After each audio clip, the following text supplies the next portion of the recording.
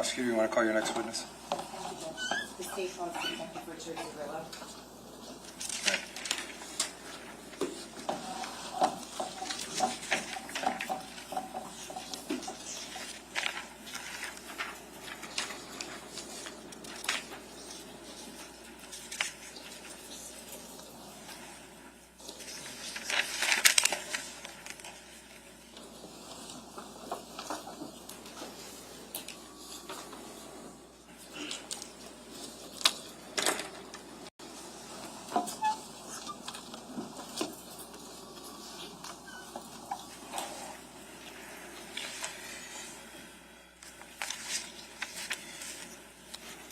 Detective, you were under oath when we left you on Thursday afternoon. You are still under oath here today. You remember the oath that you gave, correct? Yes, Your Honor. All right. We were still in direct examination, so we will continue with Ms. Wallace. Thank you, Judge. Good morning, Detective. Good morning.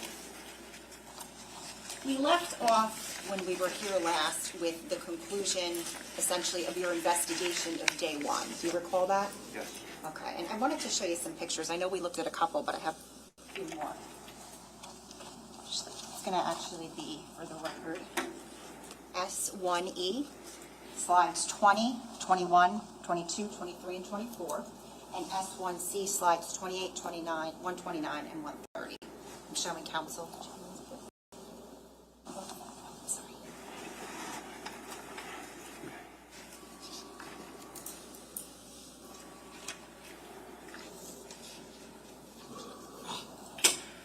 So, Marie, is there objection to them being published now, or do you need the foundation before? I don't know, Judge. There's no objection. This thing can publish now. Okay, great. Thank you.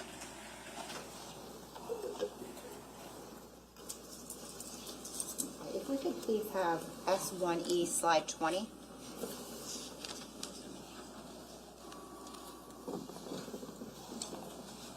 Detective, can you describe what we're looking at here? The rear of the structure, the house, All right, so if you're facing the house, where would this specifically be located? from the roadway, this would be to the right or to the west of the structure. Do you see the door there? Yes, Okay, what is on the other side of that door? a garage. Okay, and if you're looking head-on at the photo, is there, you spoke earlier about an electrical meter. Where would that be located? That's on the left side of the door. Excuse me, on the corner of the structure, Okay, and how about the generator? Where would that be? behind the shrubs on the right side of the door. Can we have slide 21, please? Do you see the electrical meter in this picture? Not 100% sure. I do see the meter pan cover. Sorry, the meter box. I do see the electrical service panel on the left side. Okay, and can we please have the next slide, 22? Okay, what are we looking at here? The meter service panel. Okay, that's the meter service panel? Yes, the electrical service comes into the structure from Okay. Now, just from this location, where was Keith's body located, specifically from there? behind me, if I'm looking at this, and to my left. What, if anything, did you observe about that panel right there that we see? The handle is in the down position, and there's no meter attached to it or a cover on it. Can you circle that handle for us?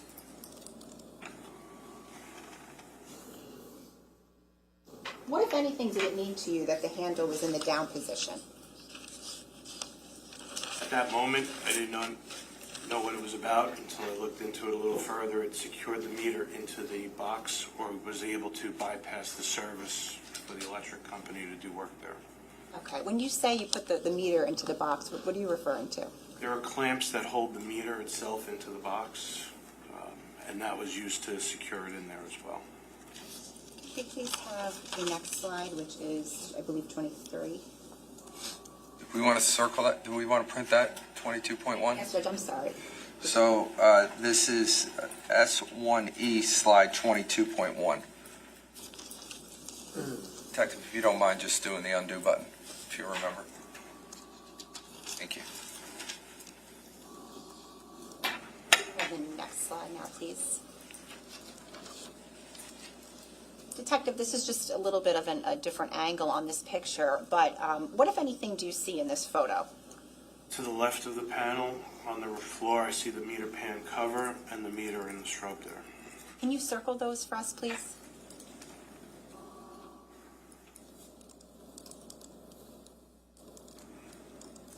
Now, you testified previously when you were on the stand that when you arrived, you were over by Keith's body and you made some observations about this particular area. Yes. Are those the observations that you were referring to, the door and the meter on the floor? Yes. On the ground? If we could please have the next slide. Do you want that captured? Yes, I'm sorry. 23.1. Undo? Yes, please.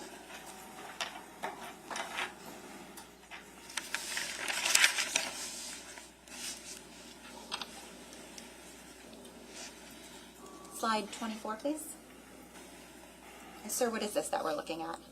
That is the meter from the meter pan. And is that how you found it? Yes.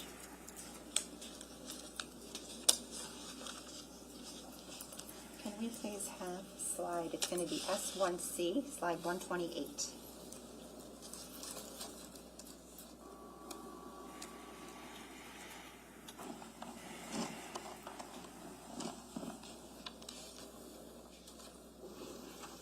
Detective, you had previously testified that when you were over by the electrical meter after you arrived, you received notification from a firefighter to come over to this particular area. Do you see that? Yes. Okay, and what was over in this particular area?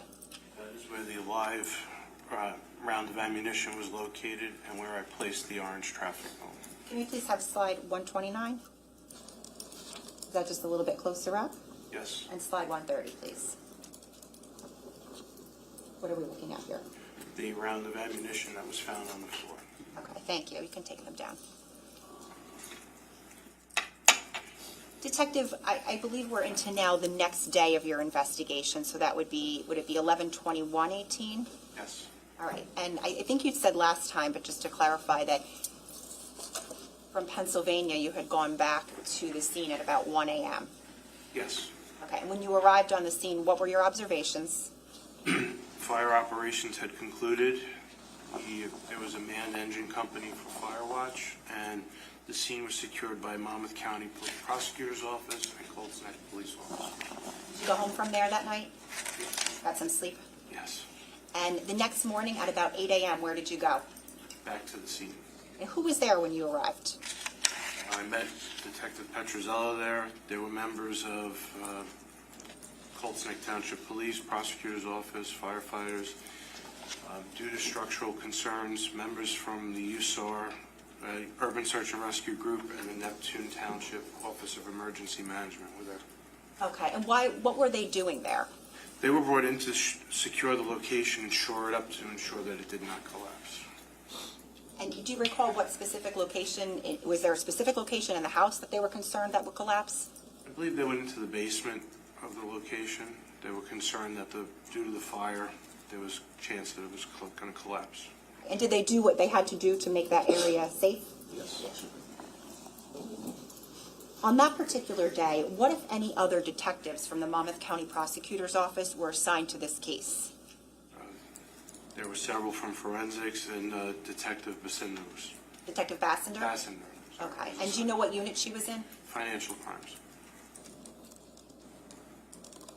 Did you leave the scene of 15 Willowbrook Road at some point that afternoon? Yes. Where did you go? I believe we went to the office in Asbury Park. Okay, do you recall where specifically that was? I couldn't remember the exact address, 7-something Cookman Avenue. Cookman Avenue? Yes. Okay, and when you say the office, whose office are you talking about? That was where Keith and Paul Caneiro's office for Square One and Echo Star was located. Okay, who went specifically with you? Detective Petrozello. Why did you the two of you go there? We wanted to make contact with Tiffany Rivera. Who was she? The office manager. Did you make contact with her at that point? Not at the location. We did speak to her by phone. Okay, and later that day, did you actually meet with Tiffany Rivera in person? Yes. Where was that? At the Monmouth County Prosecutor's Office. Did you end up taking a formal statement from her that day? Not that day, no. A couple of days later, did you take a formal statement from her? Yes. Okay. Nonetheless, on that day, so on the 21st, did you and Detective Petrozello speak with Tiffany? Yes. And did she provide you with information? She gave us basics on the business structure, some financials. I don't remember exact details. I apologize. At about 7:13 p.m. that night, did you receive anything from Ms. Rivera? She sent an email that was requested. The email was some conversations that she and Keith had via text message. Do you recall who else gave, do you recall if anyone gave a formal statement on the 21st? We spoke with Corey Caneiro Okay, and do you remember where that took place? at the Monmouth County Prosecutor's Office. And I guess when I say formal statement, just to clarify, was it like a typed written question and answer statement that you took from him? Yes, myself, Detective Petrozello, there was a typist there, a secretary, and questions were asked. He answered, and they were formalized. I want to draw your attention ahead a little bit now to about 7 p.m. that night of November 21st. What, if anything, happened with regard to yourself and the investigative team? We had a meeting at the Colts Neck Township Municipal Court building.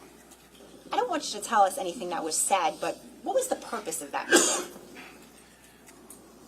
Everybody came together in the same location to discuss where we were in the investigation. When you say everybody, can you just tell us generally who from what departments? You don't have to say specifically, but who are we talking about? So members of the forensics unit from the prosecutor's office were there, myself, Detective Petrozello, members of the investigative team from the Ocean Township location were on scene. Their administration or higher-ups from all of the agencies were present as well. And what is the point of sharing information between the investigative team? So we're all on the same page where we are collectively. If additional things need to be taken care of, that would be the point where we would start, I guess, assigning them to the different people. And is that important for you to know as the lead detective from Colts Neck? Yes. So what specific, and don't tell me anything anyone was said, but did you learn of other evidence that had been gathered by other investigators with regard to this case? Yes. What types of evidence was that you learned about? Forensics had collected ballistic evidence from the scene. There were many pieces of evidence collected from both scenes, actually. Okay, and you learned about those pieces of evidence? Yes.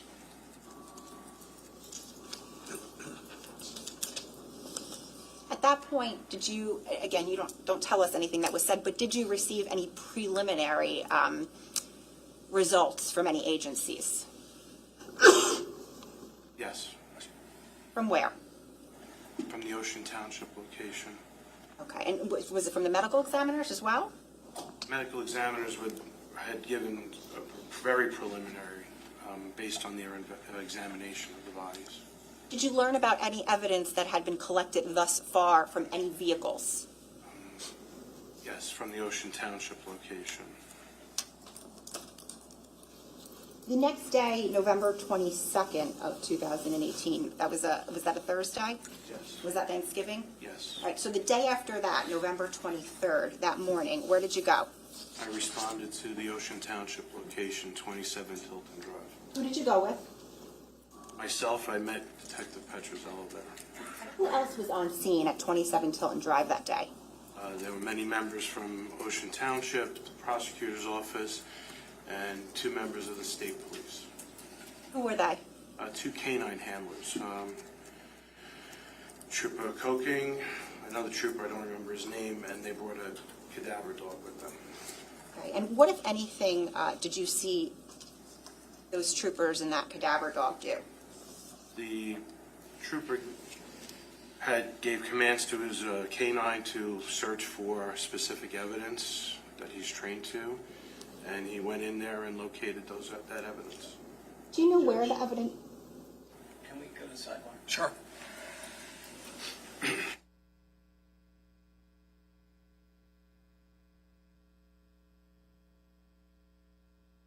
I'm going to sustain the objection. So anything that that was identified by this witness or just testified to as it deals with what the canine dog may have hit on or identified, that's going to be for a different witness, not for this witness. So that last answer, I'm just going to ask to strike it from the record and for you to use that eraser, okay? Thank you all. Go ahead. Thank you, Judge. Sir, I just want to know what your observations were with regard to any evidence that may have been collected from the scene of 27 Tilton that morning. They recovered some clothing from the residence that believed had blood on it. Where specifically in the residence? It was located in the basement of the residence. Thank you.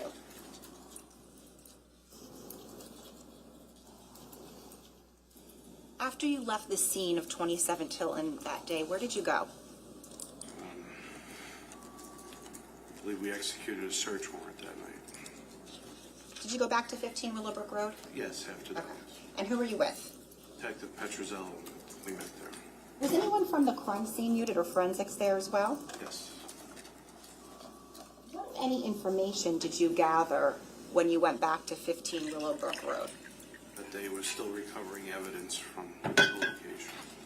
And at that time, did you have occasion to make any observations of the generator behind those shrubs? Yes. Okay. And what, if anything, did you note about that generator? I collected information from the generator to make contact with the company that serviced it. What company was that? Wash Hour, I believe was the name. Did you, in fact, reach out to that company that day? Yes. Who did you speak to from there? Sorry, I don't recall his name.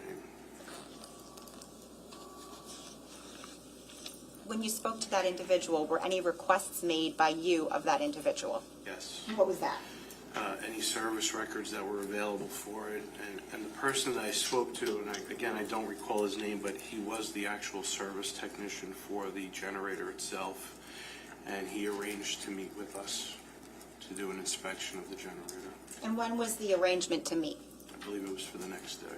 Okay, so let's go to the next day at about 9:30 a.m. Where did you go? To 15 Willowbrook Drive. Now, when you got there, were forensics still on scene? Yes. Okay, what, if anything, did you observe about what they had done to the yard? They were sifting some dirt for ballistic evidence. About 10 a.m., who showed up on scene? Representatives from Wash Hour, fire departments, including Colts Neck and Naval Weapons Station Earl, members of the ATF, and the representative from Wash Hour were there. Now, the representative from Wash Hour, what, if anything, did you see him do there? We requested he conduct an inspection of the generator for us. Did he do that? Yes, he did. Did you make observations about that? Yes. And what specifically did you see him doing?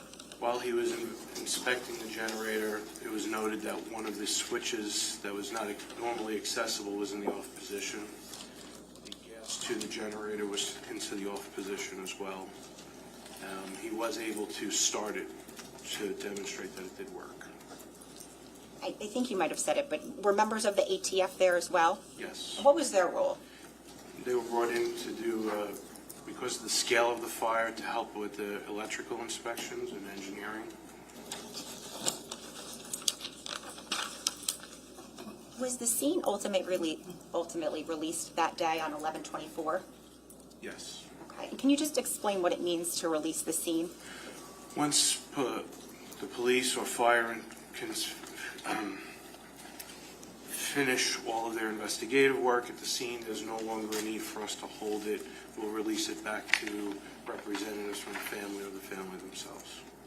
Now, just because the scene is released, does that mean that your investigation concludes? No. So, drawing your attention now to November 27th of 2018, do you recall speaking with an individual named Stephen Weinstein? Yes. And where did you speak with him at? The Monmouth County Prosecutor's Office. And who did you speak with him with? With Detective Petrozello, and I think Detective Basinda was there. Ultimately, did you obtain a formal statement from Mr. Weinstein? Yes. And was that later in January? Yes. On November 28th, the next day, do you recall meeting with Ronald Artigas? Yes. Did you obtain a formal statement from him that day? Yes. And then finally, on 11/29 of 18, do you recall that date? Yes. What, if anything, of significance happened with regard to this investigation? I believe that was when I signed the formal charges against Mr. Caneiro. And Did you remain involved with the investigation after that? Yes, You present for statements, yes, etc.? yes. I have nothing further. Okay, ladies and gentlemen, it's 10:15. We're going to take our 15-minute break. Don't discuss this case. Don't do any research. I'll bring you back out at around 11:30. Excuse me, 10:30. That would have been a long break, huh? Thank you.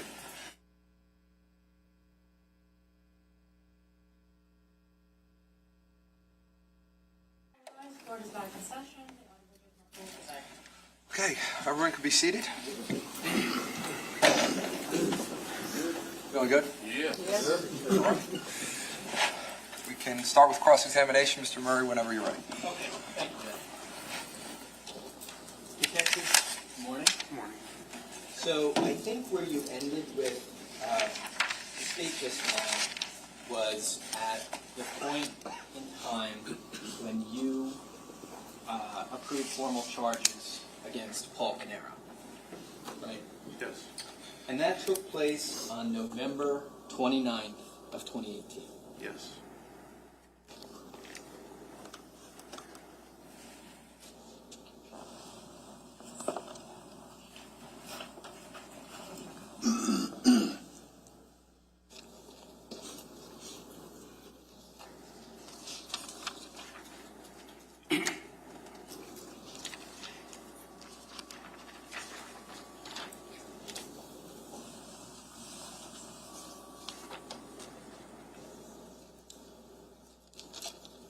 Now, as part of the filing of those formal charges, you completed something known as an individual arrest report, Yes. and that includes personal details about Paul Caneiro. Is that fair to say? Yes. And it's going to include things like his address, right? Yes. It's going to have a booking number on it. Yes. It's going to indicate things like his height and his weight, Yes. marital status. Yes. These items were entered into this form for Paul Caneiro in particular, correct? Yes. And do you have a recollection of Mr. Caneiro's, Paul Caneiro's height and weight at the time of arrest on November 29th of 2018? I do not. If I were to show you the document, the individual arrest report, would that help you recollect those facts? If it is written in there, yes. Okay, Judge, I'm going to approach. This is S409. Detective, do you recognize that? Yes. And could you tell us what it is? It is an arrest report for the Colts Neck Police Department. Does For that- Paul Caneiro. For Paul Caneiro, Yes. relating to the charges that you approved on November 29th, 2018, correct? Yes. Does that document list Paul Caneiro's height and weight at the time of arrest? Yes. And could you tell us what those, what that information is? The information listed is 5'11" and the weight of 230. I'm going to take this back, okay? Okay. All right, so when you say the weight of 230, obviously I'm sure we all understand this, but just for clarification purposes, we're saying at that time, Paul Caneiro was 230 pounds, right? Yes. Okay.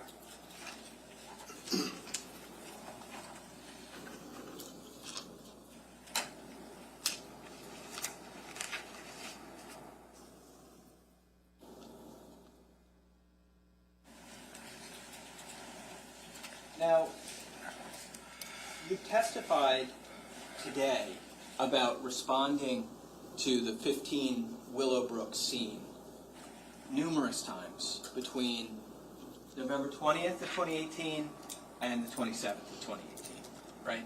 Yes. Are you familiar with something called a first responding officer's scene entry log? Yes. Okay. Could you tell us in general what that is, what that document is?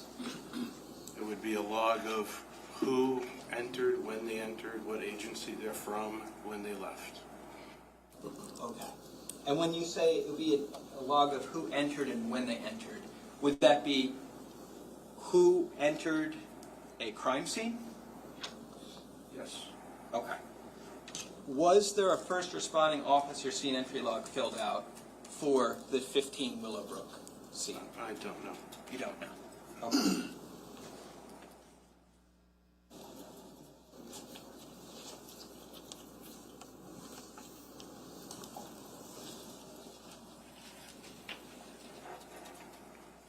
This is S103.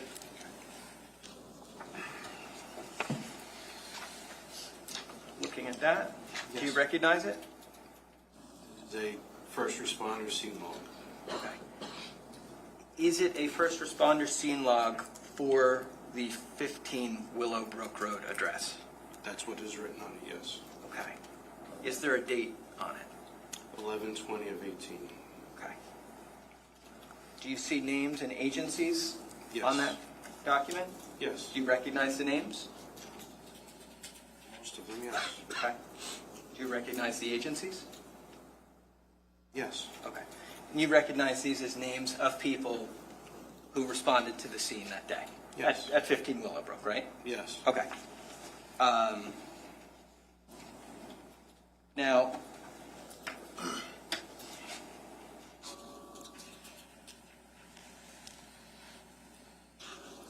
this document also, and I can show you if you don't know or don't recall, spans over multiple days. Okay. Okay. And that would be common for a scene entry log for a crime scene where there was police and fire involvement over multiple days, right? Yes. And the point is that the purpose of this document is to keep an accounting of what members of law enforcement from what agency came onto the property, right? Yes. And when they came onto the property. Yes. And obviously, this is a multi-page document because there were a number of different police and fire personnel who came onto the 15 Willowbrook property, correct? Yes. And they were from a number of different agencies, right? Yes. And there was also, aside from there being numerous police and fire response, there were also there was attention about this location from media outlets during this time, right? Yes. And there were news helicopters flying over the house, right? Yes.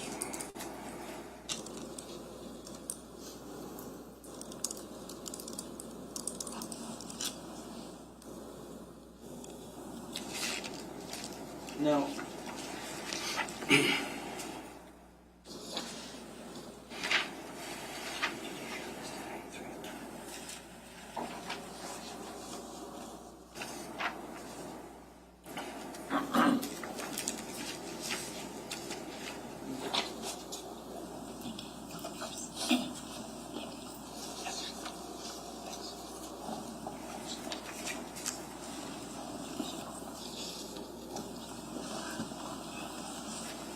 Wanted to, detective, if we could, get into some photographs of the location.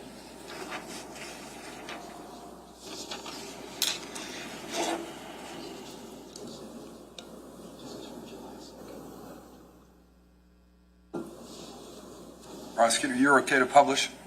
Yes, Judge. Okay. So you don't have to go through that step, you can just do it on the screen. Okay. Thank you, Judge. I'll save you the step.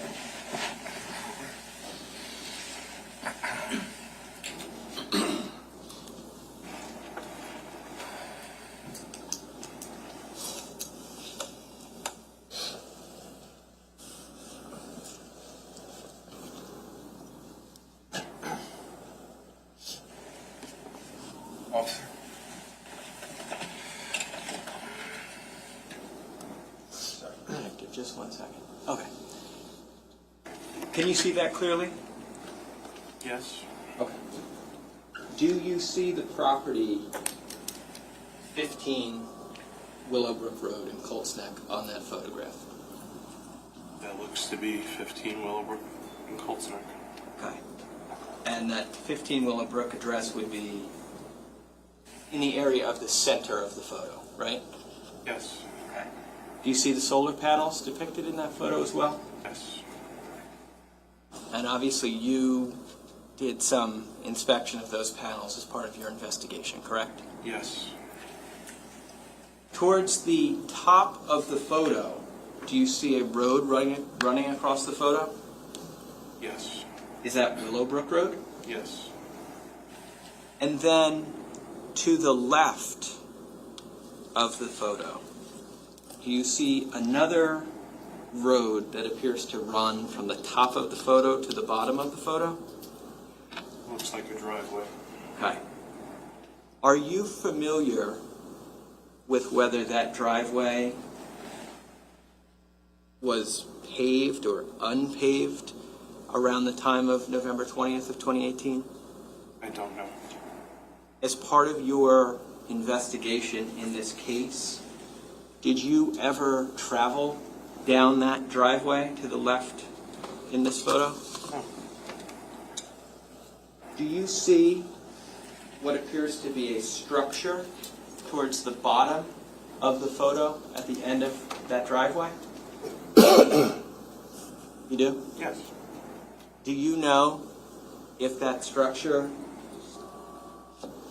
as of November 20th of 2018, was occupied or unoccupied? no, It was not, or you don't know? I do not know. You don't know. Okay.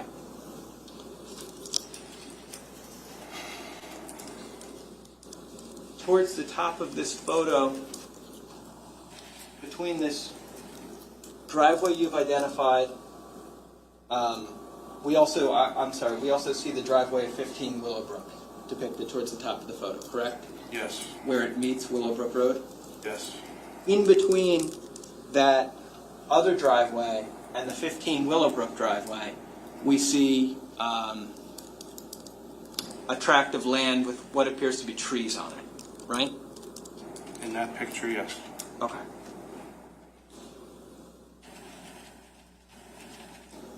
Could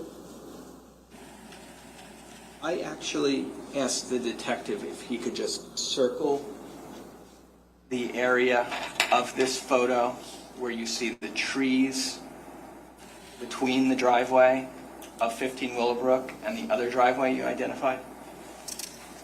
You want all the way to from driveway to driveway? If you could, however you see it.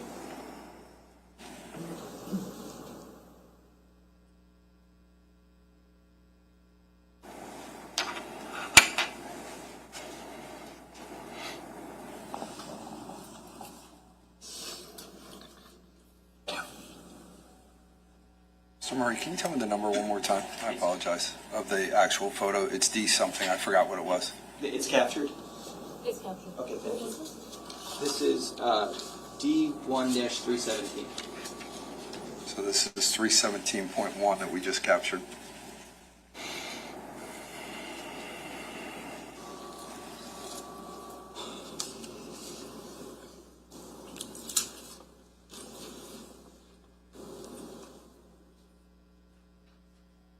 Detective, as part of your investigation in this case, did you ever walk the area that you just circled in D1-317? I did not. You did not. So you did not walk in that circled area to do, let's say, a canvass for potential pieces of evidence, right? I did not. Okay. Did you take any measurement from the area of the house, 15 Willowbrook, to the area of the circle in the upper left corner of the photo? I did not. Okay. So you you did not measure how far it is, let's say, from the end where that other driveway meets 15 Willowbrook Road to where the actual house at 15 Willowbrook Road is? I personally did not. Do you see inside of the circle that you drew? On the photo, it would be to the right of the other driveway. Do you see a little area where it looks like you might be able to enter between the trees onto the 15 Willowbrook Road property? Possibly. Okay. As part of your investigation of this case, did you ever drive along that area of Willowbrook Road, specifically looking at this area that you circled? I did not. Okay.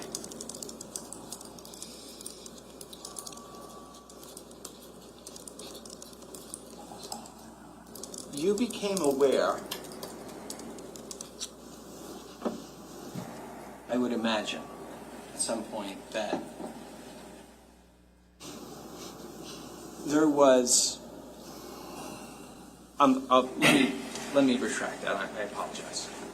You mentioned a meeting that took place with law enforcement agencies and yourself at the municipal building, right?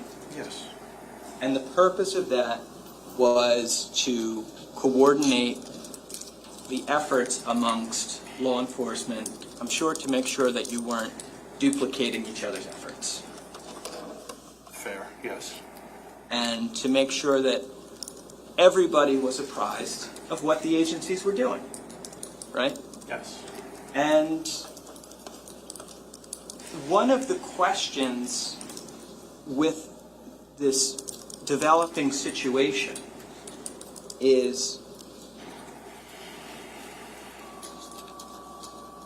if there's a perpetrator being looked for, how did that person get on to the 15 Willowbrook property?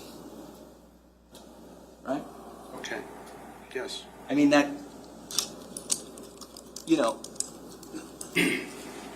that's a question that law enforcement is going to attempt to answer through this investigative process, right? Yes. And the indication, as far as you know, is that whoever this person is, this perpetrator that came onto the 15 Willowbrook property, didn't do it by driving down the driveway of 15 Willowbrook. I don't know that for sure. You don't know for sure. No. Okay.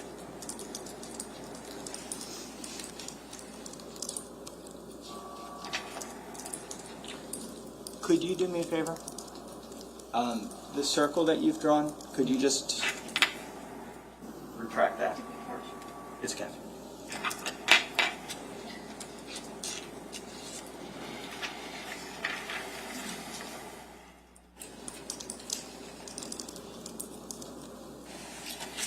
Did you, in the course of this investigation, get a sense of how big the property at 15 Willowbrook is? And by that I mean, do you know what the land measurements are?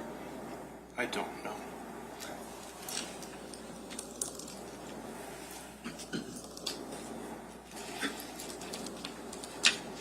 Would it be fair to say that in this time period, November of 2018, you were familiar with the roads surrounding Willowbrook Road in Colts Neck? Yes. And you were aware that if you were at 15 Willowbrook Road in the driveway, if you went out of the 15 Willowbrook Road driveway and made a left, you'd go to Route 34.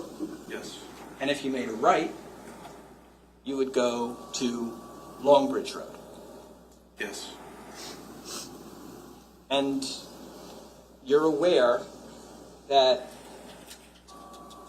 other members of law enforcement who participated in this investigation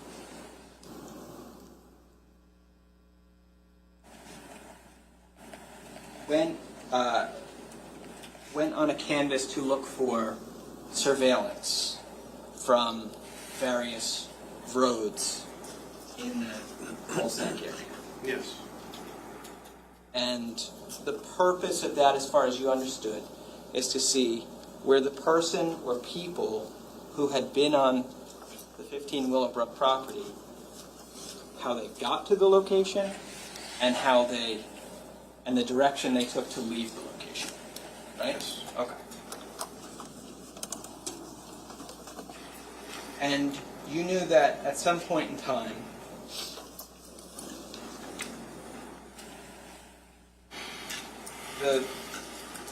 the road, Longbridge Road, became significant in that investigation, right? Yes.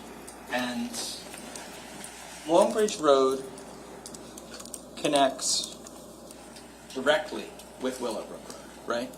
Yes. But it's fair to say that Willowbrook Road comes to a T intersection, and you can make a left or a right onto Longbridge Road from there, right? If you make a right and go and head down Longbridge Road, you come to a body of water, right? I believe so, yes. I don't work in the town anymore, so it's been some time. Okay. Are you speaking of the reservoir? I'm speaking of, yes, so I think that's Swimming River Reservoir, Yes. right? And Longbridge Road actually crosses over Swimming River Reservoir, Yes. and where it crosses over Swimming River Reservoir,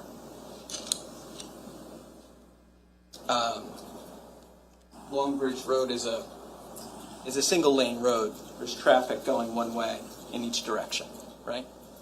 Yes. And where the road crosses over the reservoir, there's water on both sides of the road, right? Yes. When we're talking about these streets in Colts Neck in 2018, Willowbrook Road was not, if you know, was not a heavily trafficked road late at night, right? Correct. Nor was Longbridge Road. Correct. Longbridge Road is what we might describe as a rural road, right? It's not a highway. It is not. And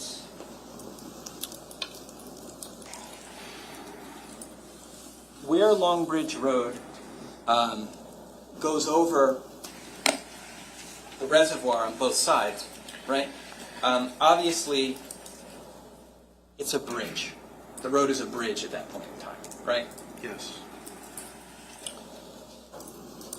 As part of your employment and experience in Colts Neck, I'm sure that prior to November of 2018, you had been on Longbridge Road. Yes.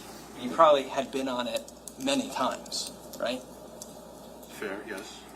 And you know that that bridge section of Longbridge Road where it goes over the reservoir, there's just basically a guardrail on both sides of the road. Yes. There's not like, for example, high fencing on the road at that section, right? No.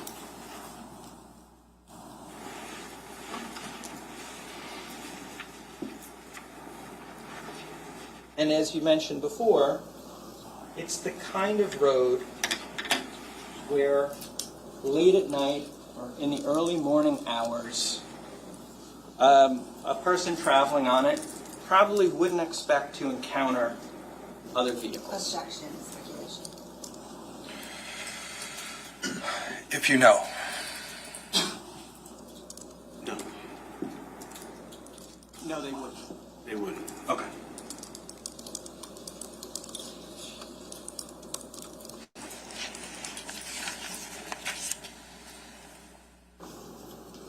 You know that the investigation, and let me clarify this first of all. Obviously, you've testified that this investigation not only involved 15 Willowbrook, but also involved the Tilton Drive address in Ocean, right? Yes. But just confining ourselves to Colts Neck for a moment, okay?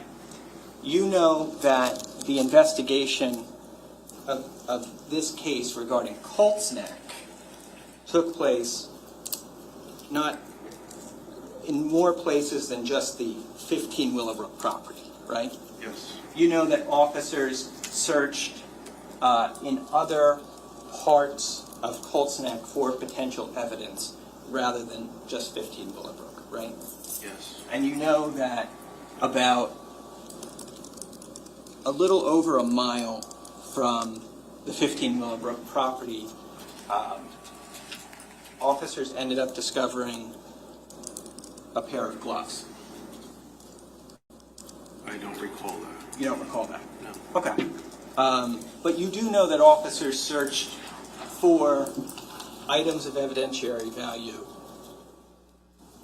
in areas other than the 15 Willowbrook property, right? Yes. Because at that point in time, nobody knew where important evidence items might be located, right? Yes. And obviously, a person who came onto the 15 Willowbrook property to commit these crimes might have disposed of evidence as they were leaving the property, right? Potentially. And they might have disposed of evidence along the road as they were traveling away from the property, right? Potentially, yes. And what I'm trying to say is that's a reason why you would search elsewhere for evidence, right? Yes. And we also know that, going back to Longbridge Road for a second, Longbridge Road, specifically going over this reservoir, is a route that one could take to travel from Colts Neck to Ocean Township, right? Potentially, yes.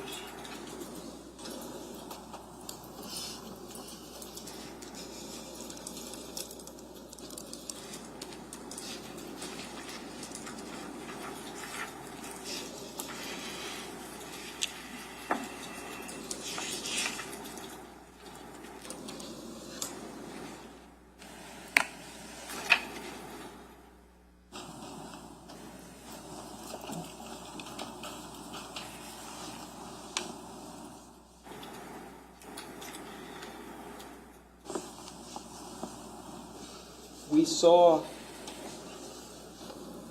during your direct examination, the state showed you a photo of a garage door. Yes. Okay. Now, that garage door was a door at the 15 Willowbrook property, right? Yes. Now, the 15 Willowbrook property, the garage is set up that at the front of the house, it is a 3 garage bay garage, right? Yes. And in the back of the garage, there's that 1 garage bay door, right? Yes. So that photo we saw before, we were actually looking at the back of the garage. Yes. Okay. Now,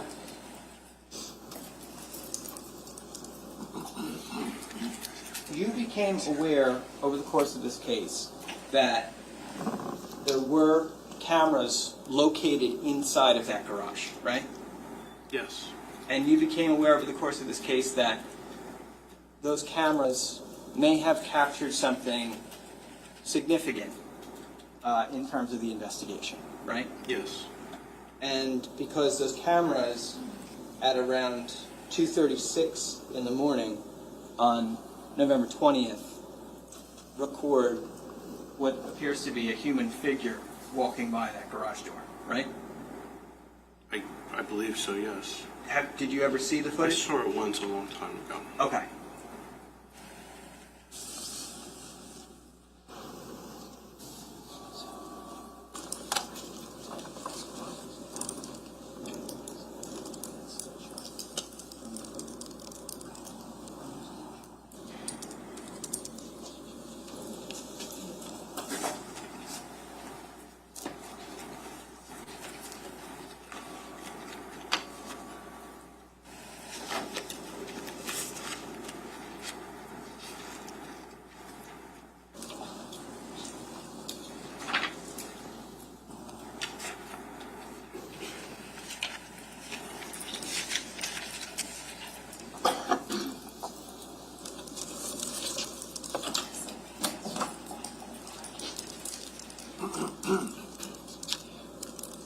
Judge, I'm just going to approach with, this is slide 217. Is it the Willowbrook? Is it 1C? Yes, this is 1C, 217. Are you going to put it on the screen I- or not? You can do whatever you want. If you're going to put it on the screen, I was just going to ask if there was an objection. I just want to see if he recognizes it first, the photo. He's sitting. Okay, go ahead. Just drawing your attention to the top photo. Yes. You recognize that? From the inside of the garage at 15 Willowbrook. Okay. Was this photo significant in the investigation? Yes. Okay, well, let me clarify that. Did it capture something that was significant? We captured what we believe was a person outside the residence prior to the incident occurring. Okay. When you say prior to the incident occurring, do you mean the early hours of November 20th of 2018? Yes. Okay. Is there a time depicted in this photo? Timestamp on the picture is 2:36 and 02 seconds on 11/20 of 18. Okay, thank you. And that's slide number This is 217. 217. Okay, thank you.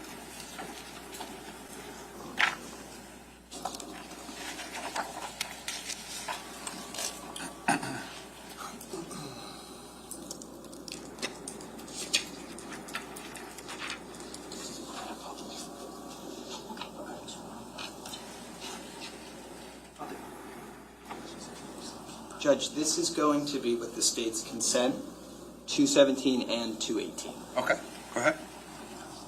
No objection, right? No, Judge.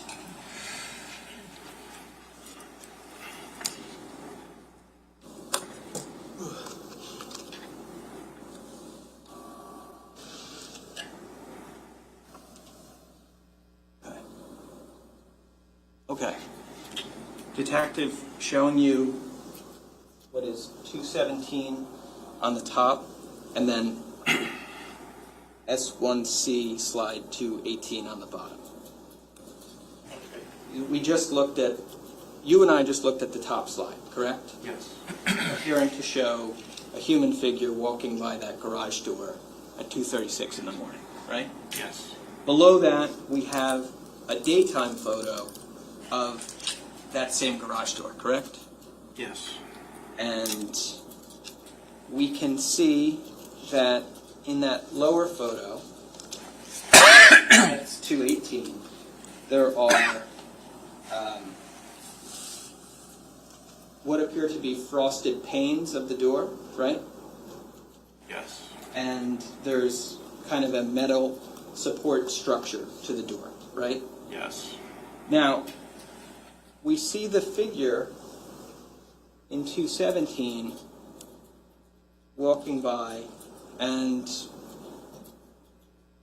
we can see that figure relative to that metal structure on the door, right? Yes. Did you make any effort to measure the height of that door? I did not. Okay.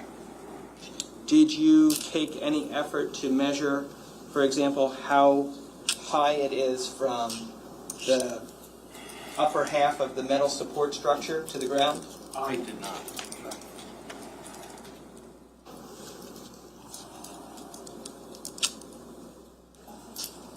I'm going to remove this slide.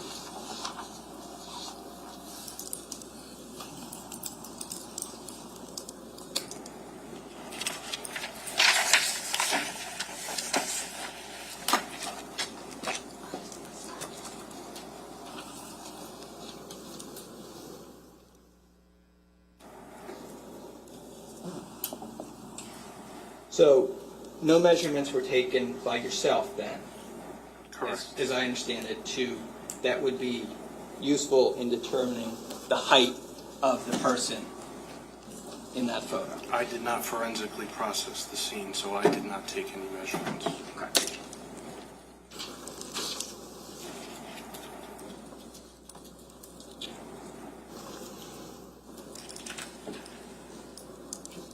You mentioned a person during your direct testimony. This is going back to last week now, okay? You mentioned a person who contacted 911 to report hearing shots early in the morning on November 20th, right? Yes. And you said that that person lived about 2 to 3 miles away from 15 Willowbrook Road, right? Yes. And you told us that, well, you gave us their last name, right? Yes. And you determined this information because you said as part of your job you would daily monitor calls that came in, right? Yes. And so you actually found out about this because it's one of the calls that came in the night before, right? Yes. Now, you found out about it also and you listened to the call, right? At some point, yes. Okay. And there was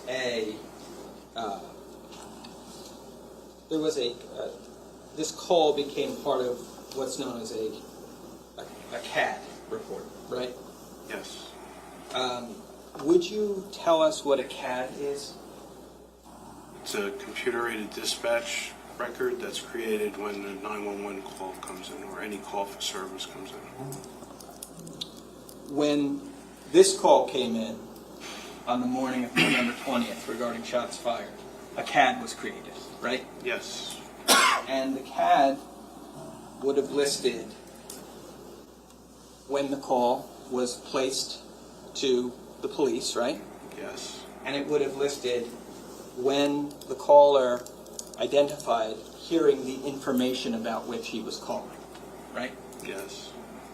And it would have given a brief description of why the caller was calling, right? Yes.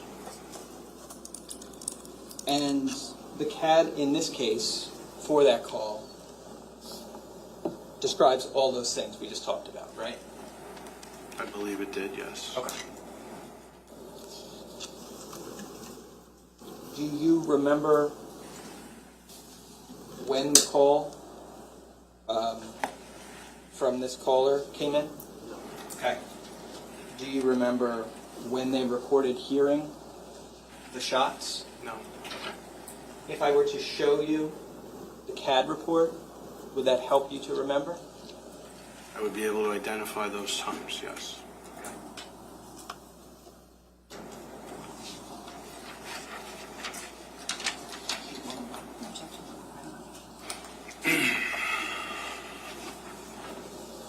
This is D109.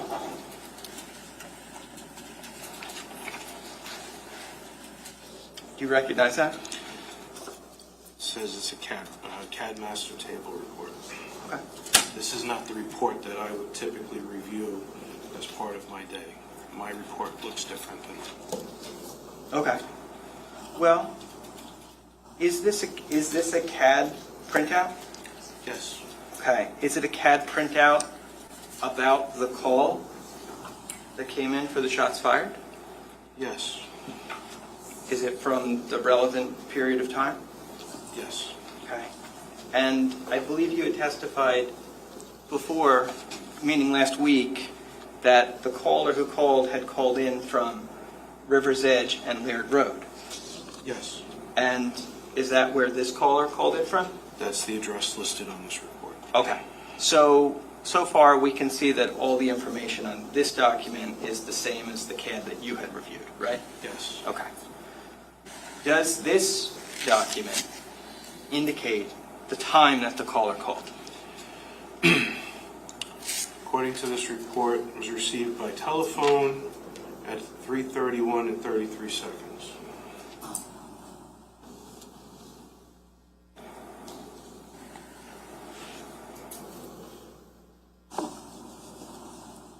And we see that there's a time for when reported. 3:33 and 43 seconds. So 3:33 and 43 seconds is when this CAD list is reported. According to this report, yes. Okay.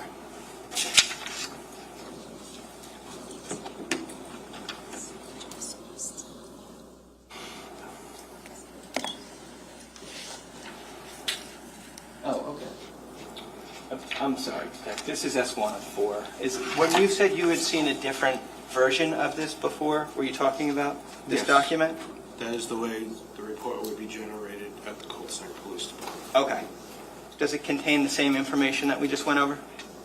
Yes. Okay. All right, thank you.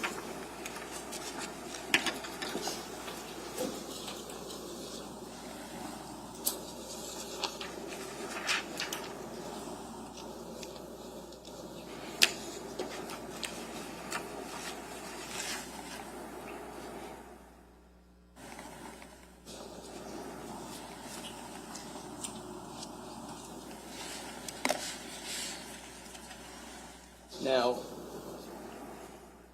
you obviously when you got to the scene, you are the person who placed the traffic cone in the patio area, Yes. and you did that because you saw that there was a live round on the ground of the patio area, right? Yes.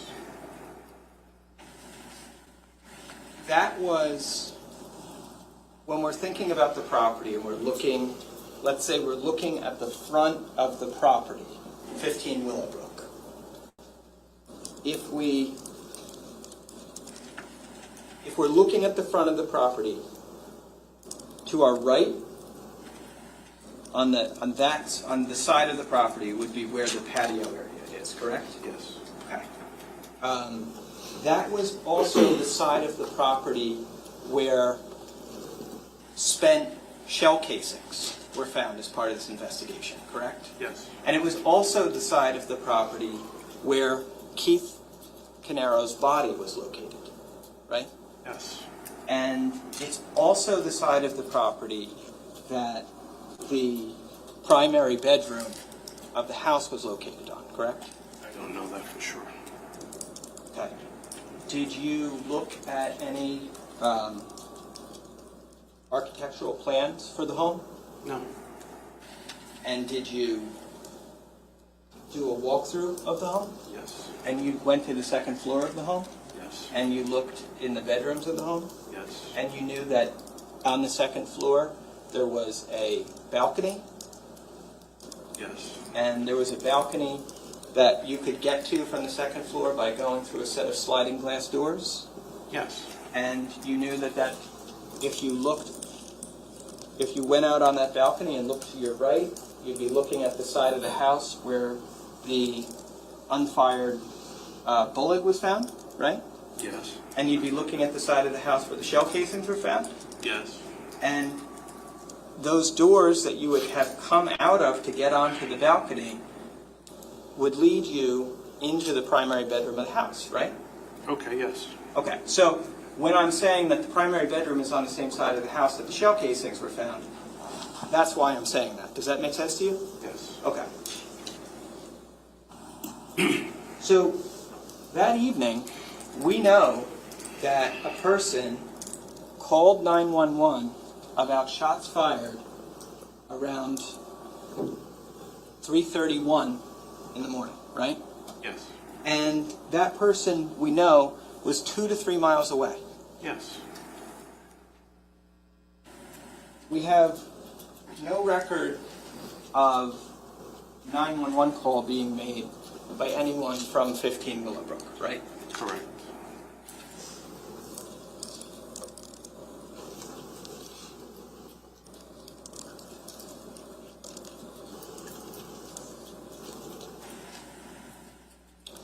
Numerous electronics were taken from the home.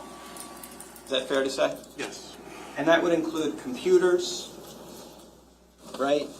It would include cell phones as well. Yes. It would include surveillance systems. Yes.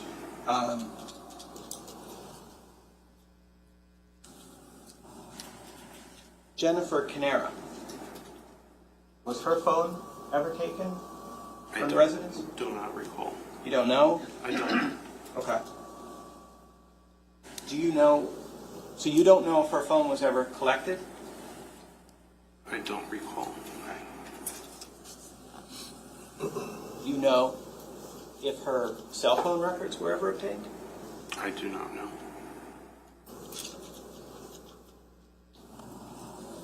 You know that you weren't the only detective to go to the second floor of the home, right? Yes. There were numerous people from the Monmouth County Prosecutor's Office who also went to the second floor of the home, right? Yes. And they were doing an investigation to look for anything of evidentiary value, right? Yes.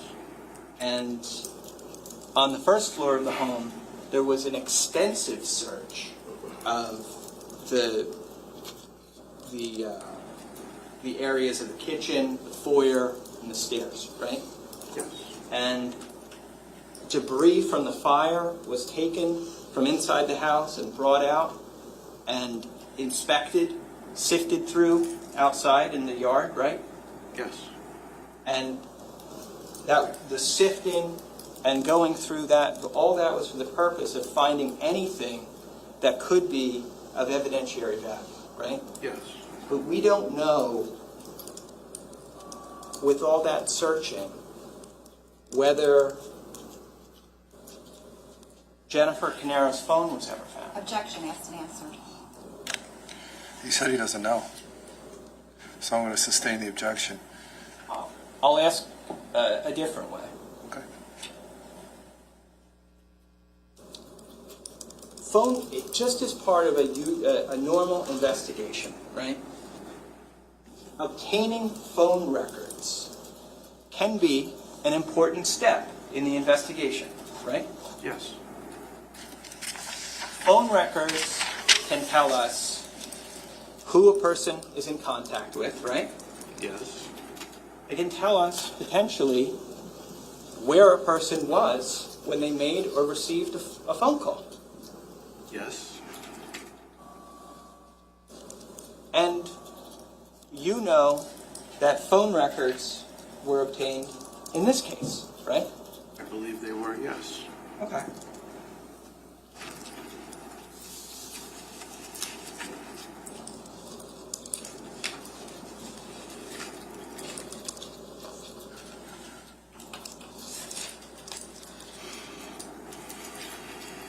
Specifically,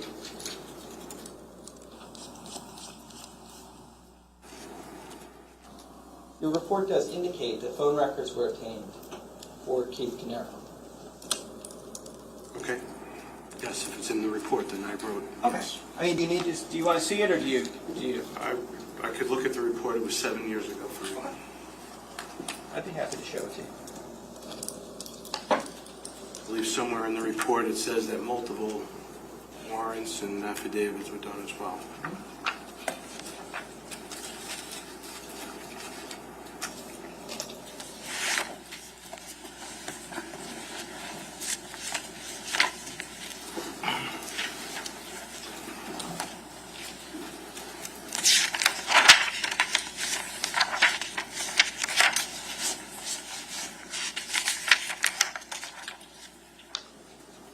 So this is S100.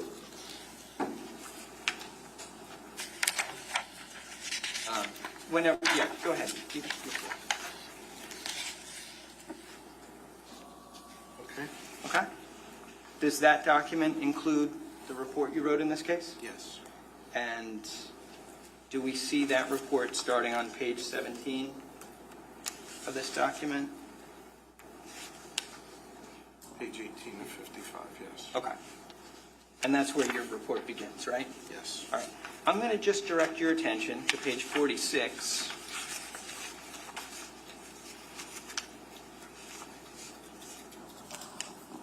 And to the third full paragraph. You want to read that to yourself?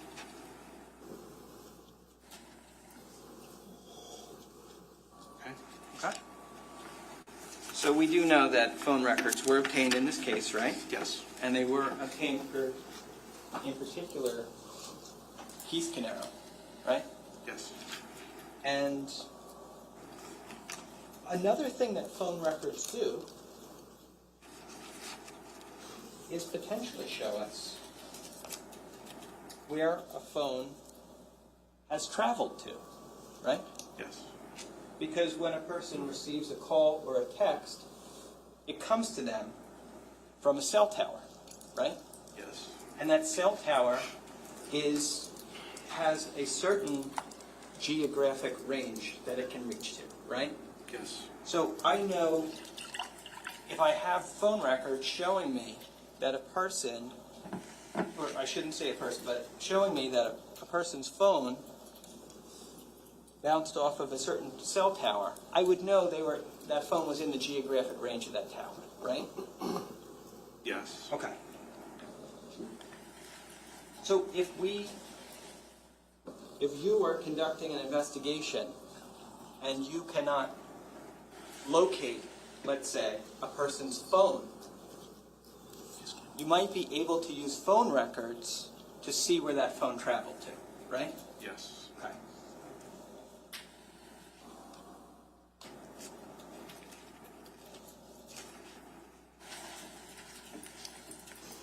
But your testimony is you don't remember if phone records were requested for Jennifer Caneiro's phone. I do not recall.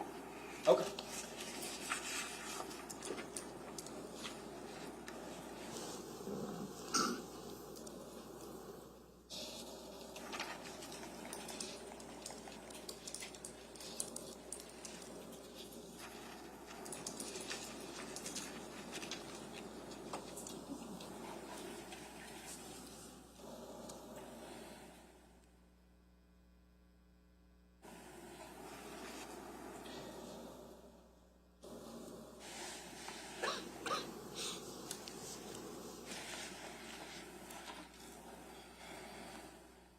The property, you had mentioned during your direct thing that the property was cleared by law enforcement and turned back over to the appropriate people, right? Yes. And so basically that's an indication that at some point in here, police and fire had concluded what they needed to do on the property. They could release it to whoever, either the homeowner or somebody else, right? Yes. And in this particular case, there was an insurance company involved. Yes. And that insurance company was involved with securing the property, right? Yes. And that insurance company was AIG. I believe so. And AIG was involved because they were actually the insurers of the home, 15 Willowbrook, right? I believe so. AIG conducted an evaluation of what items were within the property, right? Okay.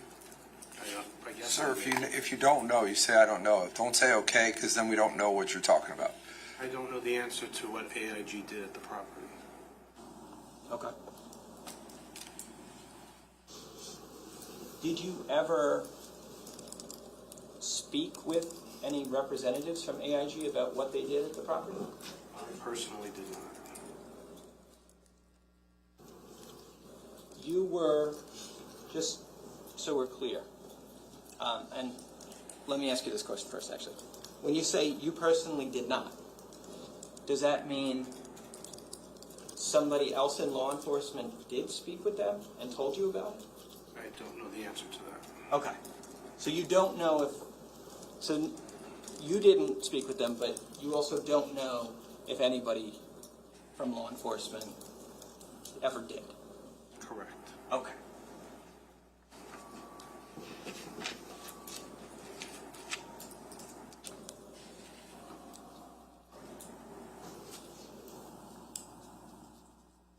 Now, you were the lead detective for Colts Neck on this case, right? Yes. And what does it mean to be the lead detective? I don't understand the question. Well, so the words you've used are lead detective. So it's detective who's leading the investigation. Yes. Okay. And what does it mean to lead an investigation? Determine what needs to get done at the scene, who to interview and other parts of the investigation. But while I was the lead detective for Colts Neck, I had a partner from the Monmouth County Prosecutor's Office, and we were co-investigating this case.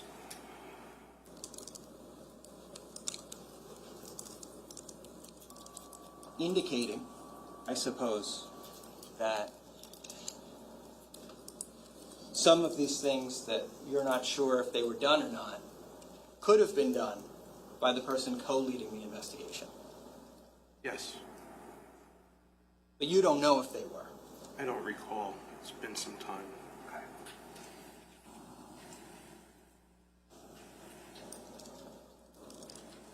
Just so the jury's aware, the person you're talking about who was co-leading the investigation, that's Detective Petrozello. Correct. Okay.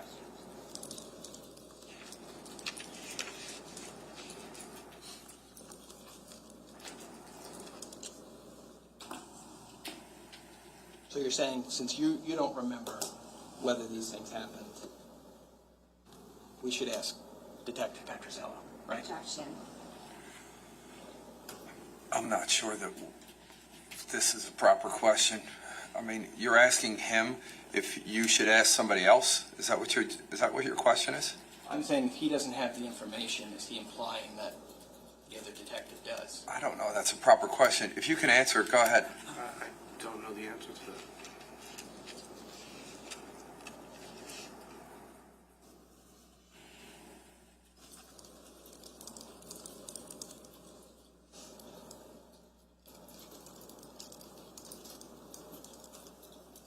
You mentioned in your report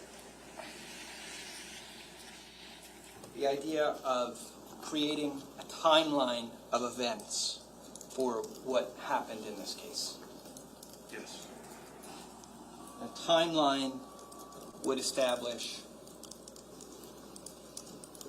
what items of significance happened when, right?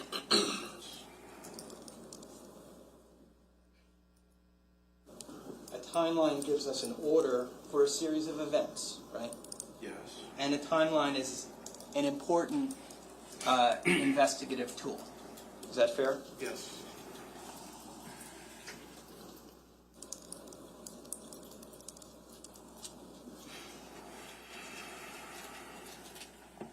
You mention in your report that I think the timeline would include not only events that took place on the 15 Willowbrook property, but events that show when people of interest came onto the property and left the property, right? Yes. And when they might have been driving down the road away from the property, right? Yes. And one of the things that you put in your timeline is that a vehicle of interest, in this case, is seen driving away from the property at 3:45 in the morning.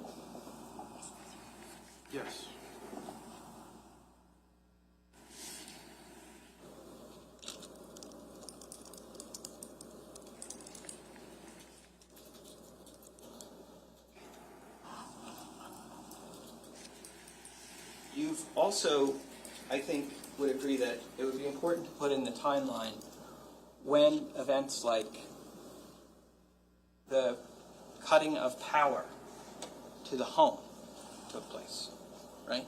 Yes. There was the de-energizing of the home, and then there was also perhaps some manipulation that happened with the generator, right? Yes. And there was also a Verizon Fios line to the house that was cut, right? I believe so, yes. Okay. Did you document the times that it was believed that those items took place? They might be in the report, I don't recall them. Okay. Do you know if they are or are not? I don't recall. Okay. If you, I think you'd agree that those are significant, right? Yes. They're a significant part of this investigation. Yes. So if you knew them specifically, you would place them in the report. Yes.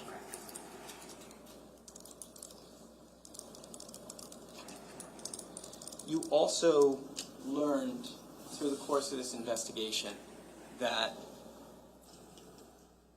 the surveillance systems at 15 Willowbrook, at least primarily, were cloud-based. Yes.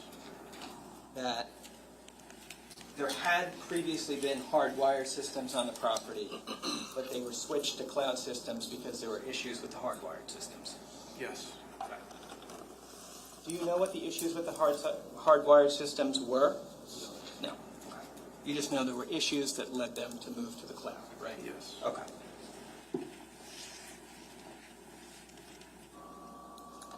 One of the things that you noticed when you came onto the property, as far as surveillance, was that there was a Nest doorbell camera. Yes. And that camera is in the front part of the house, right? It's not at the front door, but it's at that side service entrance next to the garage, right? Yes. And that's a doorbell camera that captures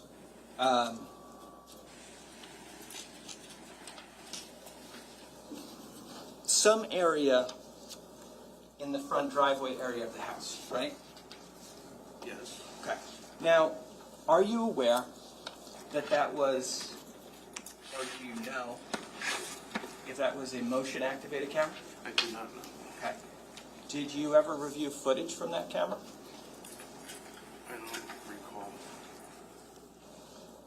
Do you know if footage from that camera was ever sought out or obtained by law enforcement? Possibly, I don't know. You don't know? No. Okay.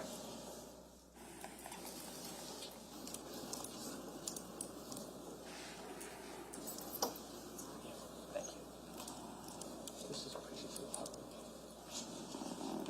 Judge, this was previously published, D1-1. Go ahead.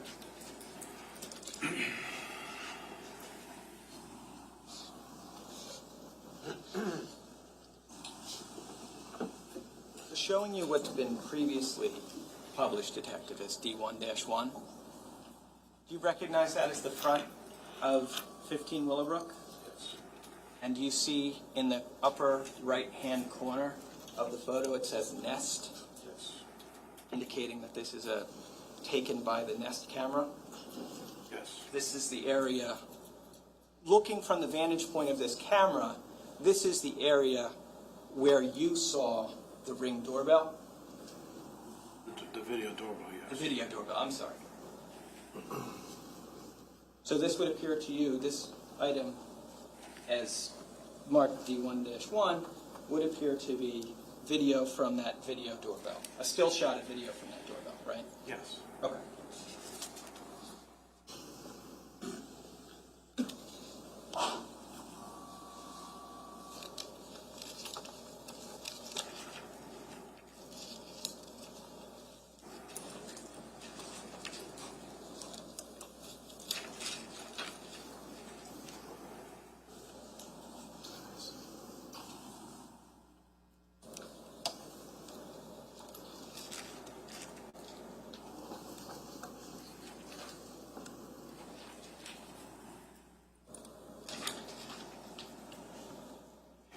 You mentioned taking a number of statements from people in the case, right? And you participated in statements involving Tiffany Rivera, right? Yes, And Steve Weinstein, yes, and Ron Ortigas, yes, and Detective Bassender also participated in all those interviews. some of them, yes. And she actually was involved in this case because she was involved in financial crimes. Yes, And you were looking at this case in terms of how finances potentially played a part in it, right? yes, And specifically, you were looking at things that could go to motivation for the crimes, right?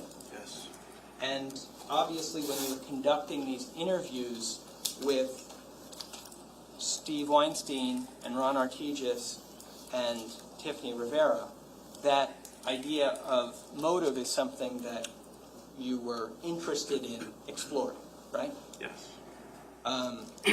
Tiffany also was going to be an important person to talk to because she, as far as you understood, knew both Keith and Paul, right? yes, And knew them in terms of their business relationship, right? yes, You went to 705 Cookman Avenue in Asbury Park, right? yes, That was the location of their business. yes, Tiffany also worked there, right? yes, You knew that when you went to the location? yes, In fact, you went there hoping that you would speak to her at that location, yes, but she wasn't there.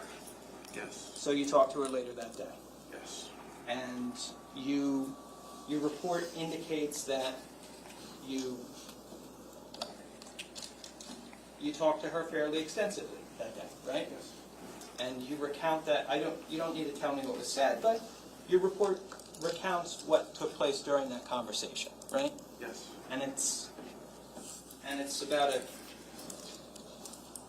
over a page and a half of your single-spaced report goes to recounting that conversation with Tiffany. yes, okay,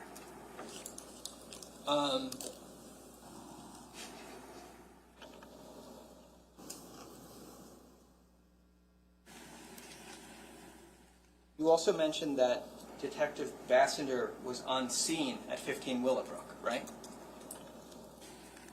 I don't remember seeing her that day.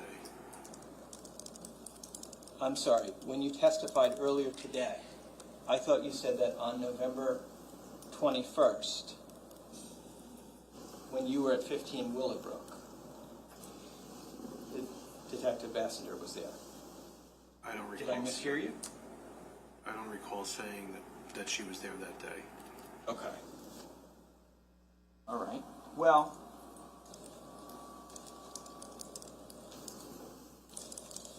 and maybe I'm mistaken, but obviously she was present when you went to speak with Tiffany Rivera, right? I believe she was present during one of the interviews at the Monmouth County Prosecutor's Office. And she was present during the interview with Steve Weinstein. I believe so, yes. Do you want to see your report? I'm okay right now. Okay. All right. So your memory is she was present for that. Yes, Okay. And she was present for the interview with Ron Ortigas. yes, Okay. And obviously, like Tiffany Rivera, you're meeting with these people so you can get background on financial information that could be relevant to your investigation, right? yes,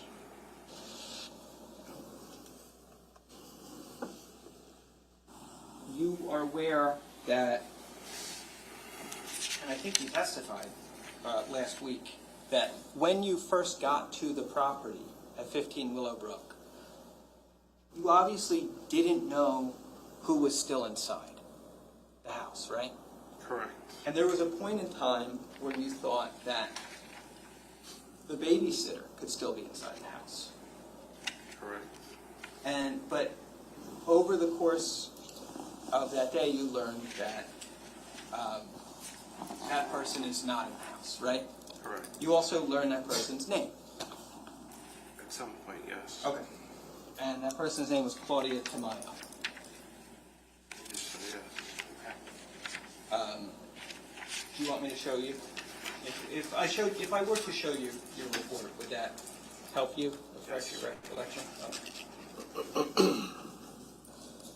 This is for Claudia's name, you're saying? Yeah, just for her last name. You have any reason to disagree with what you're being asked as what her last name was? No, Your Honor, if it's in that report, that was the name that was provided to me. Okay. I'm going to save you the step. Okay. That's the name. Okay. So this was Claudia Tamayo. Okay. Claudia is identified through this investigation as the babysitter of Keith and Jennifer's children, right? Yes. And actually, law enforcement officers take a statement from her, right? Yes. And now, law enforcement wanted to speak with her because she was at that house very often, right? Yes. And knew who would come over to the house to visit the people she babysat for, right? Yes. And she knew who came and went from the house, right? Object to the speculation of what she did. One of the reasons you would want to speak to her is because you believe that she may have information of that nature, right? Yes.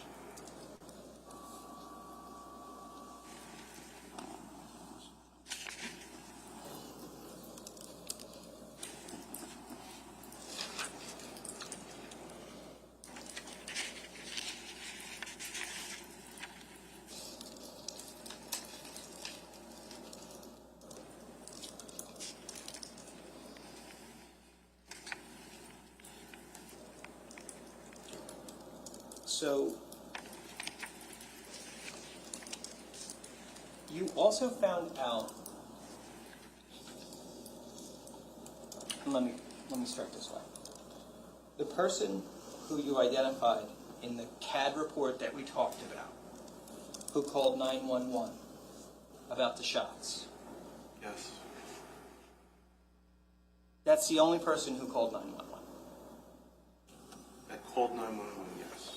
And you answered that way because you learned through the investigation that other people heard something they believed to be gunshots that night, right? Yes.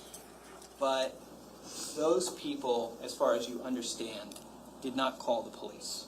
Correct. And they may have given various explanations for why they didn't, but in the end they didn't call the police, right? Correct. Okay. Colts Neck is a rural town in New Jersey, right? Yes. There are a lot of farms there. Yes.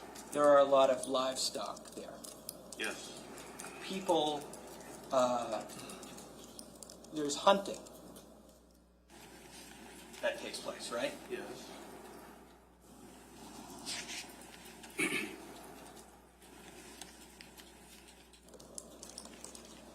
Do people hunt are you allowed to hunt at night in Colts Neck?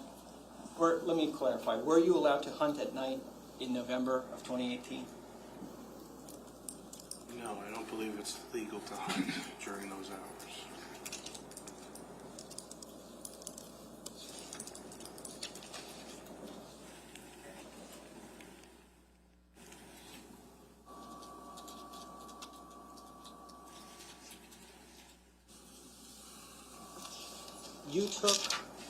You spoke with Corey Caneiro on more than one occasion as far as this investigation, right? Yes. One time you spoke with Corey Caneiro, you were in Pennsylvania, Yes. and you drove to Pennsylvania to meet with him there, right? Yes. And you did ask, before you drove all the way out there, obviously you were involved in this investigating the scene at 15 Willowbrook, right?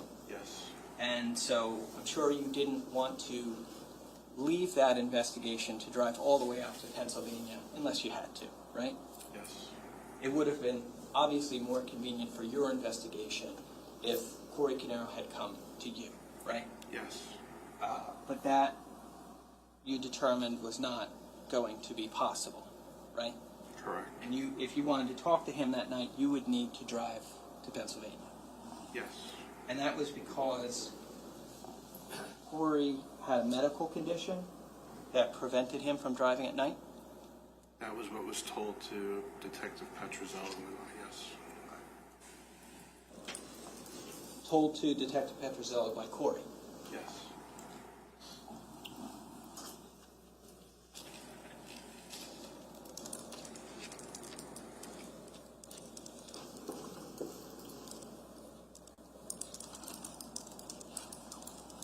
After speaking with Corey in Pennsylvania, you then, several days later, take a formal statement from him?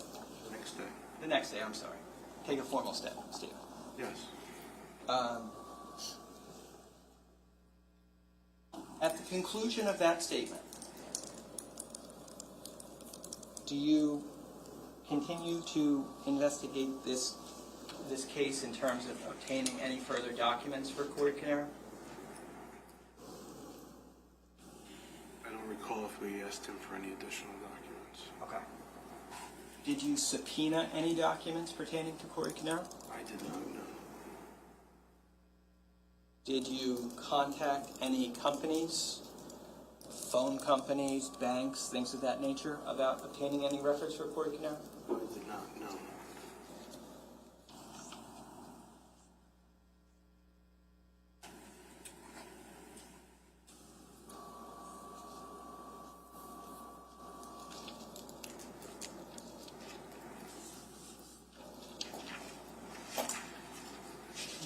You said during your direct that on one of your returns to the 15 Willowbrook property, you saw forensic personnel from the prosecutor's office sifting through dirt in the ground, right? Yes. And they were specifically looking for ballistic evidence? That and any evidence that would be there. Okay. And your understanding is that they dug in the dirt and found some additional ballistic evidence, is that right? Yes. And that was located in the ground underneath of where Keith Caneiro was found lying, right? Yes. And that was included in what was found there was a shell casing, right? I believe so, yes. When you say you believe so, do you... There was ballistic evidence recovered. I don't remember exactly what it was. Your report would indicate what it was, right? Yes.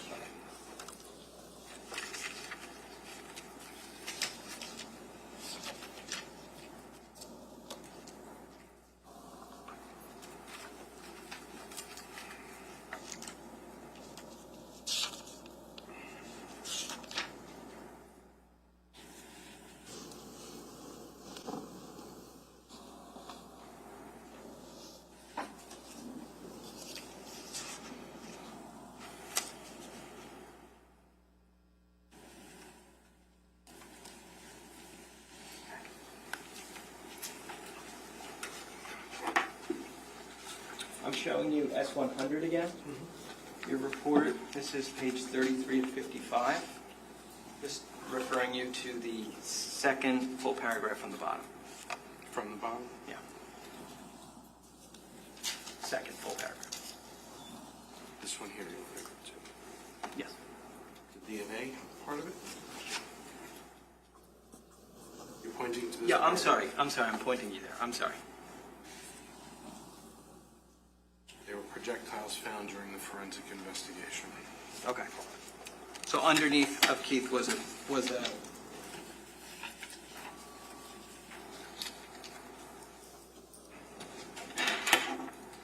Does it say that it was additional casings that were located? They advised that additional casings were located, including inside the house and in the ground where Keith was located. Okay. So in that section of dirt where the forensics team was digging, they did locate a shell casing? Yes. Correct? Okay.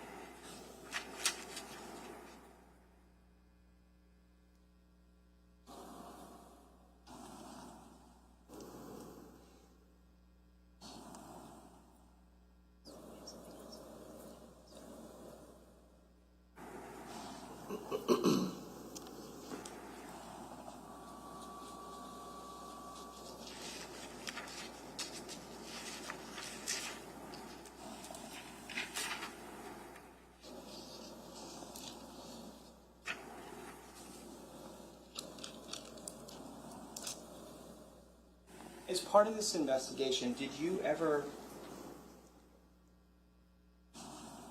have conversations with law enforcement officers about whether certain items of personal property were missing from the house at 15 Willowbrook?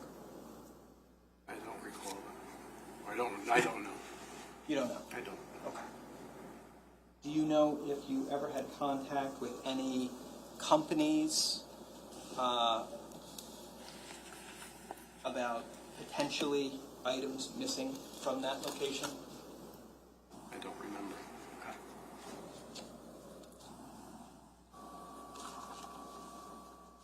Do you know, you don't remember doing it yourself, do you know if anybody in the investigation did? I can't answer to what others did. No. Okay.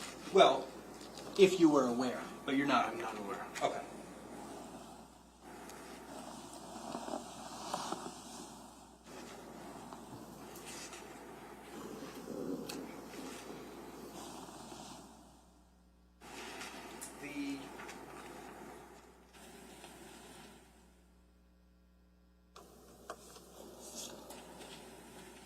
Going back to the Ring doorbell, or the doorbell camera on the side entrance of the house. Okay. After you noticed it, what efforts did you make to secure any potential footage from that device? I did not. I believe that came up during the investigative meeting to obtain any surveillance that was available. Let me understand that answer. You believe it came up during the investigative meeting? I personally did not acquire any of the video from the location. There were other detectives obtaining information, search warrants, affidavits, whatnot, for various records as needed. Okay. So you did not send out any requests for information related to that camera? Or any camera? No. Okay.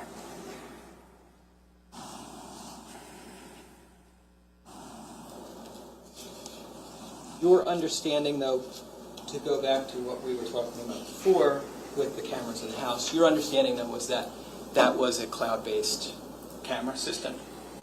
At some point, yes. Well, when we say at some point, what I mean is that was a cloud-based camera system as of November 20th of 2018. Yes.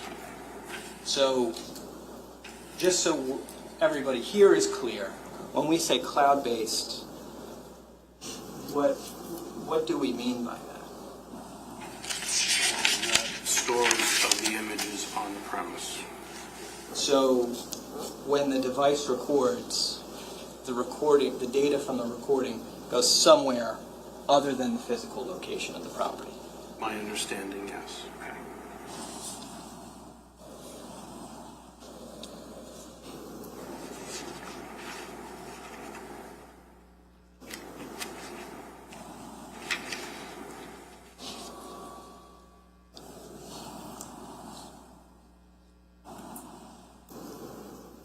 At the law enforcement meeting, did it come up to discuss the property we saw in the photo with the long driveway next to 15 Willowbrook? I don't recall that. Okay. Do you recall whether anybody discussed going to that property, going to the structure to see if it was occupied or unoccupied? I do not recall that. Do you know if somebody actually did go to that structure to see if it was occupied or unoccupied? Objection. This has been asked and answered.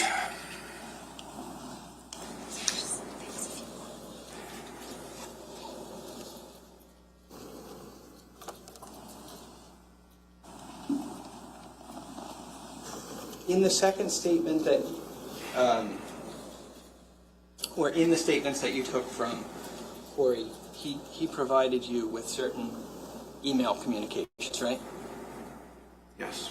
And without going into what they were communications between Keith and Paul. I believe they were, yes.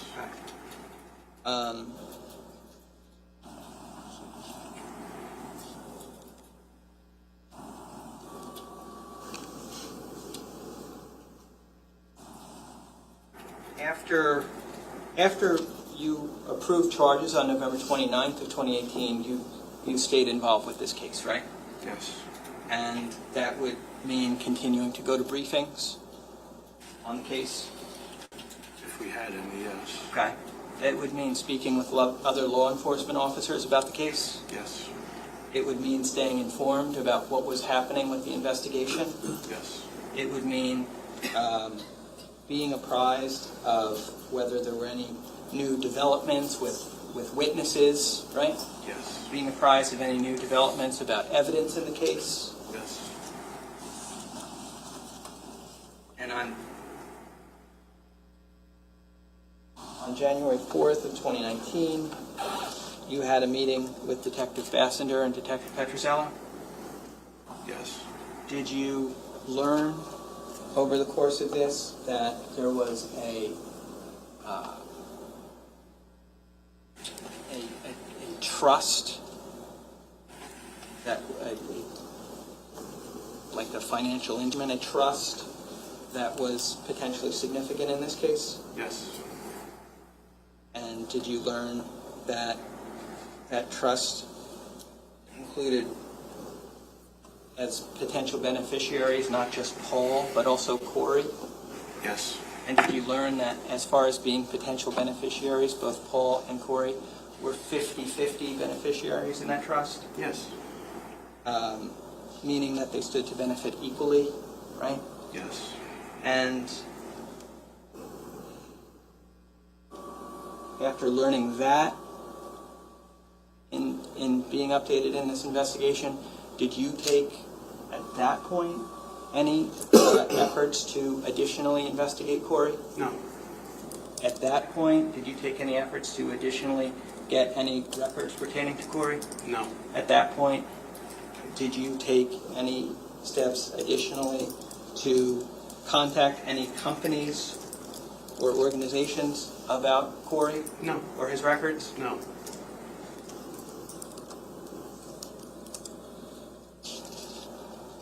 This was obviously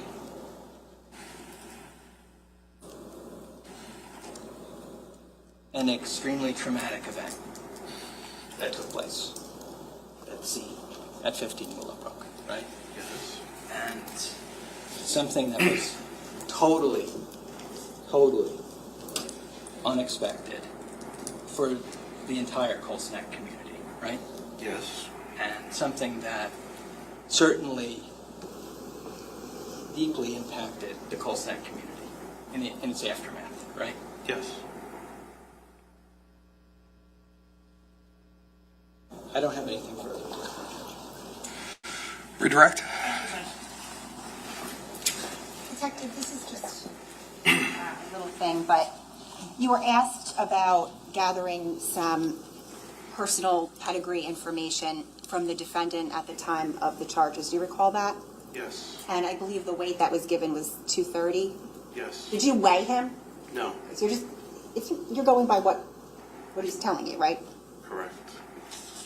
Now, the crime scene log, can you just explain a little bit, and maybe I should have asked you this, but how does that work at the crime scene? Like, who establishes it?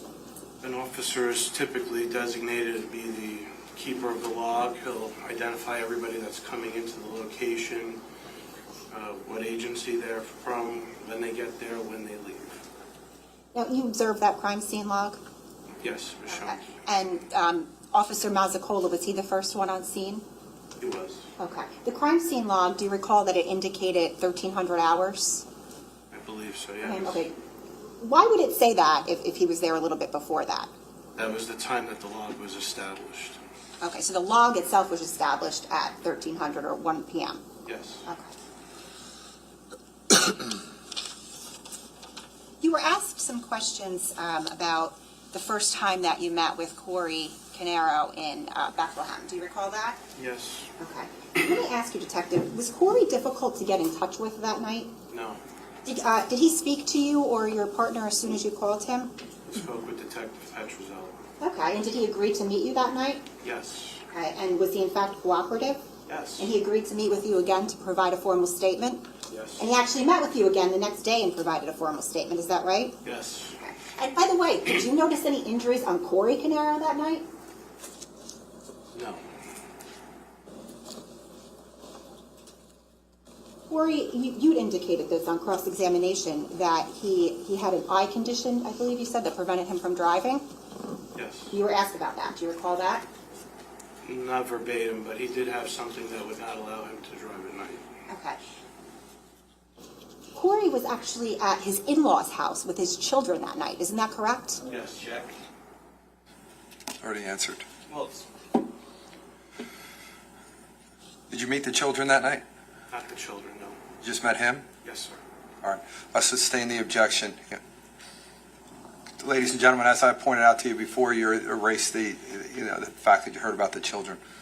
Now, Corey provided you with certain information as it came up on cross-examination regarding emails. Do you recall that? Yes. Okay, and those emails were between Keith Caneiro and the defendant. Do you recall that? Yes. Did he come into headquarters waving those emails around? No. Did Corey essentially provide information to you as you were asking it to him? Yes.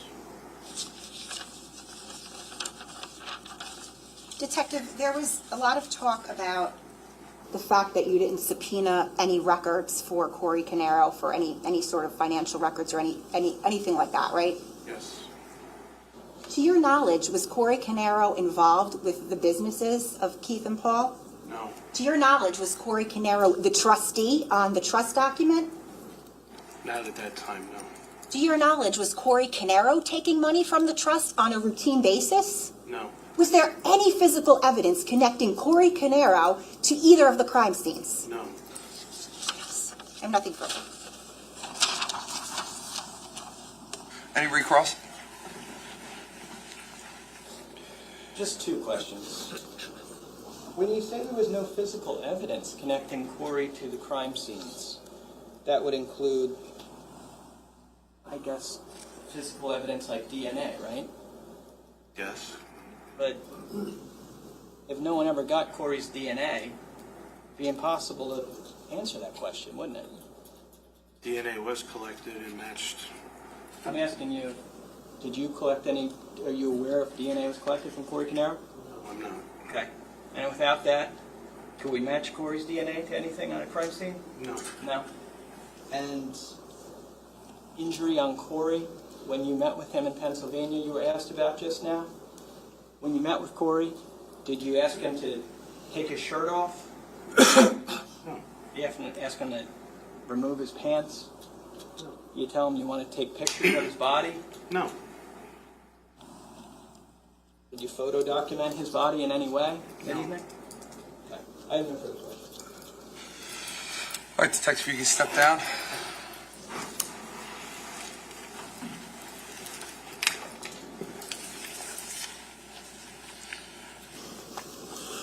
State, you can call your next witness.